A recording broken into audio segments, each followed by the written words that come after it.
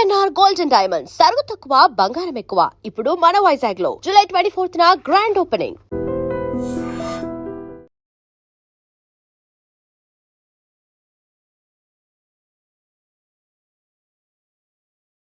పశ్చిమాసియా ఉద్రిక్తతలు మళ్లీ పీక్స్కు చేరుకుంటున్నాయి. అమెరికా ఇరాన్ మధ్య రగులుతున్నటువంటి ప్రతీకార దాడులు గల్ఫ్ రీజియన్ను అగ్నిగోళంగా మార్చేసినటువంటి పరిస్థితి. అమెరికా చేపట్టిన వైమానిక దాడులకు ఇరాన్ ప్రతిదాడులతో పశ్చిమాసియా వ్యాప్తంగా ఒక భీతావాహ పరిస్థితి కనిపిస్తుంది. ఇటు అమెరికా తగ్గట్లేదు, ఇరాన్ తగ్గట్లేదు. ఒకళ్ళ మీద ఒకళ్ళు ఇష్టారీతిన దాడులు చేసుకుంటుంటే మళ్ళీ ప్రపంచ దేశాలను కూడా ఉలిక్కిపడ్డట్టు పరిస్థితుంది. యుద్ధం అయిపోయింది, యుద్ధం తగ్గిపోయింది, ఇంకా అంత ప్రశాంతంగా ఉంటుందన్నటువంటి తరుణంలో మళ్ళొకసారి యుద్ధం పీక్స్కి చేరుకోవడంతో మళ్ళీ మునుపటి సిచ్యువేషన్ కనిపిస్తుండడంతో అందరూ కూడా గజగజ వణిగిపోతూ ఉన్నారు. ముఖ్యంగా గల్ఫ్ దేశాలైతే కంటి మీద నిద్రలేదు వాళ్ళకి. ఇరాన్ రివల్యూషనరీ గార్డ్స్ జోర్డాన్ భూభాగంలో ఉన్న అమెరికన్ మిలిటరీ స్థావరాలను లక్ష్యంగా చేసుకుని విరుచుకుపడింది. నాసర్ 2 అనే పేరుతో చేపట్టిన ఈ రహస్య సైనిక ఆపరేషన్ ద్వారా శత్రు స్థావరాల మీద బాంబుల వర్షం కురిపించింది. ఈ మెరుపుదాడి ఫలితంగా అక్కడ పనిచేస్తున్నటువంటి అత్యాధునిక రాడార్ నియంత్రణ వ్యవస్థలతో పాటు విమాన నిల్వ కేంద్రాలతో సిద్ధంగా ఉన్నటువంటి F-15 పోరాట విమానాలు పూర్తిగా ధ్వంసమైపోయినట్టుగా తెలుస్తోంది. ఇంకొక ముఖ్యమైనటువంటి విషయం ఏంటంటే అక్కడ జోర్డాన్లో ఉన్నటువంటి స్థావరాలే కాదు, బహ్రెయిన్లో ఉన్నటువంటి అమెజాన్ డేటా సెంటర్ ఏదైతే ఉందో ఆ డేటా సెంటర్ మీద కూడా ఇరాన్ తీవ్రమైనటువంటి దాడులు చేసి ఆ డేటా సెంటర్లు మౌలిక సదుపాయాలు పూర్తిగా నామరూపాలు లేకుండా చేసినటువంటి పరిస్థితి. ఇంకా రుగ్బాన్ సరిహద్దు ప్రాంతంలో నెలకొల్పిన ప్రధాన అమెరికన్ సైనిక ప్రాంగణంపై జరిగిన క్షిపణి దాడుల దాడికి పూర్తిగా అక్కడ అమెరికా సైనిక సిబ్బంది ప్రాణాలు కోల్పోయారని ఇరాన్ ప్రకటించినటువంటి పరిస్థితి. సో దాడులు తీవ్రంగా జరుగుతూ ఉన్నాయి. సో ఇష్టారీతన బాంబుల వర్షం కురుస్తోంది.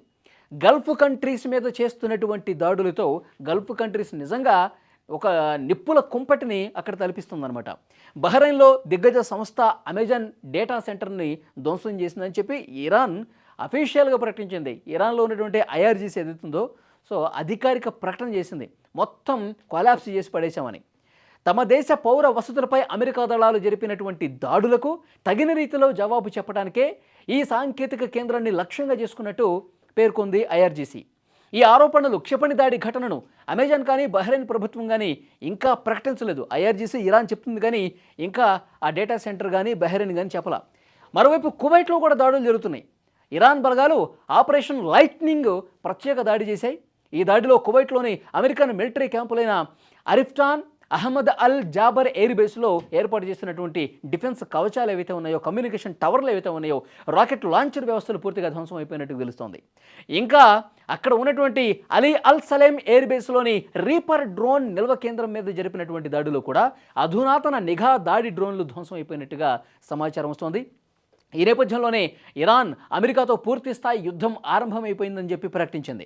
మిడిల్ ఈస్ట్ నుంచి అమెరికా తన దళాలను, మిలిటరీ సామాగ్రిని పూర్తిగా ఉపసంహరించుకునే వరకు తమ ప్రతిదాడులు కొనసాగుతాయని స్పష్టం చేసినటువంటి సిచ్యువేషన్ కనిపిస్తోంది. ఇప్పుడు ఫిబ్రవరి 28 తర్వాత ఇరాన్ ఏ విధంగా అయితే అమెరికా మీద విరుచుకుపడిందో అంతకు రెట్టింపు స్థాయిలో ఇప్పుడు స్వయంగా ఇరానే చెప్తోంది. అప్పుడు యుద్ధం వాళ్ళు స్టార్ట్ చేశారు. ఫిబ్రవరి 28వ తారీఖున టెహ్రాన్లో అక్కడ ఖమేనీ ఎవరైతే సుప్రీం లీడర్ ఉన్నాడో ఐతుల్లా ఖమేనీ, తర్వాత వాళ్ళ కుటుంబ సభ్యులు, తర్వాత మెయిన్ లీడర్స్ ఎవరైతే ఉన్నారో వాళ్ళందరినీ ఒక్క బాంబుతో ఆ బిల్డింగే లేపేయడంతో అందరూ చనిపోయినటువంటి పరిస్థితి ఉంది. ఆ తర్వాత యుద్ధం ఏ స్థాయిలో ఉందో మనం చూసాం. ఇజ్రాయిల్, అమెరికా ఇద్దరూ కలిసి ఇరాన్ మీద దాడికి దిగటం, ఇరాన్ అంతే ధీటుగా ఇరాన్ పని అయిపోయింది అనుకున్నటువంటి వాళ్ళు కూడా ముక్కున వేలేసుకునే విధంగా ఇరాన్ ప్రతిదాడి చేసింది. యుద్ధంలో గట్టిగా పోరాటం చేసి నిలబడినటువంటి పరిస్థితి. మొన్న ఖమేనీ అంత్యక్రియల తర్వాత మళ్ళీ ఉద్రిక్తతలు రాజేసుకున్నటువంటి పరిస్థితి. ఇప్పుడు డైరెక్ట్గా ఆ దేశ అధ్యక్షుడే పెజెష్కియాన్ చెప్తా ఉన్నాడు, అసలైనటువంటి యుద్ధం ఇప్పుడు ప్రారంభమైంది. వాళ్ళు గతంలో యుద్ధం స్టార్ట్ చేశారు, మేము తిప్పికొట్టాం, కానీ మా సైడ్ నుంచి యుద్ధం ఇప్పుడే ప్రారంభమైందని చెప్పి, తీవ్రమైందని చెప్పి ఆయన అనటంతో ఇంకా పరిస్థితులు చేయి దాటిపోయే అవకాశం అయితే కనిపిస్తోంది. ముఖ్యంగా ఇప్పుడు గల్ఫ్ కంట్రీస్ని తీవ్రంగా టార్గెట్ చేసింది.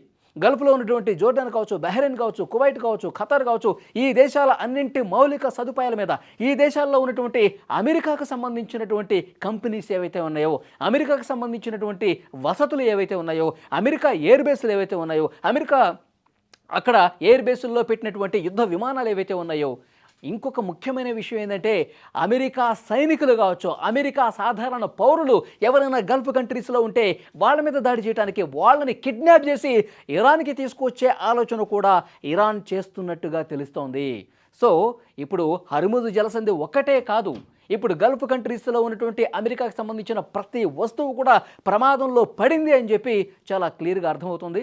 మరి యుద్ధం ఏ స్థాయికి పోతుంది, ఇంకా ఎలాంటి దాడులు ప్రతిదాడులు జరుగుతాయి, ప్రపంచానికి గల్ఫ్ కంట్రీస్కి కాదు ప్రపంచ కంటి మీద కూడా కొనుక్కులేనటువంటి పరిస్థితి ఉంది.